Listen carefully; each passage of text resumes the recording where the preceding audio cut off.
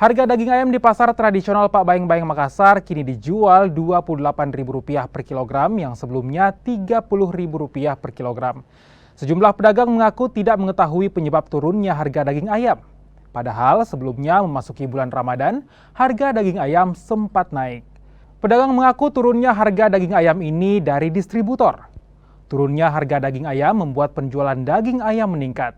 Yang biasanya 200 ekor per hari, kini dapat terjual hingga 300 ekor per hari. Di hari ke-4 Ramadan ini berapa? 28. 28. Itu masih sama aja atau sudah ada kenaikan lagi?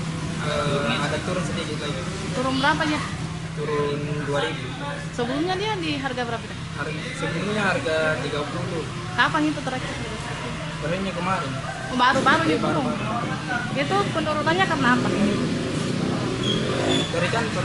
Oh, dari belakangnya mandi.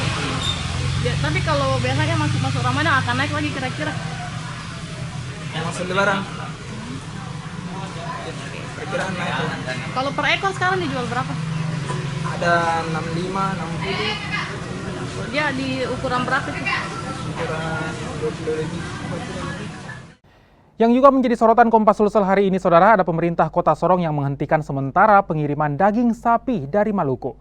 Hal ini dilakukan setelah wabah penyakit mulut dan kuku yang terjadi di daerah itu.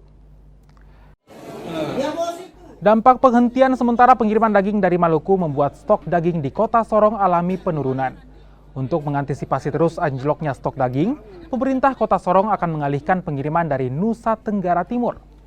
Daging dari NTT tersebut juga diharapkan dapat memenuhi kebutuhan daging selama Ramadan dan Lebaran Idul Fitri nantinya. Berarti daerah bebas itu sudah mulai berkurang, iya kan? Kita biasanya ngambil dari Maluku sudah kita agak was-was, jadi kita sementara tutup dulu yang dari Maluku. Ternak nggak boleh masuk, ternak maupun daging produknya nggak boleh masuk dulu, begitu. Terus kemudian ini ada wacana kita mau melihat di NTT, karena NTT populasi sapi begitu besar ya, 2 jutaan gitu.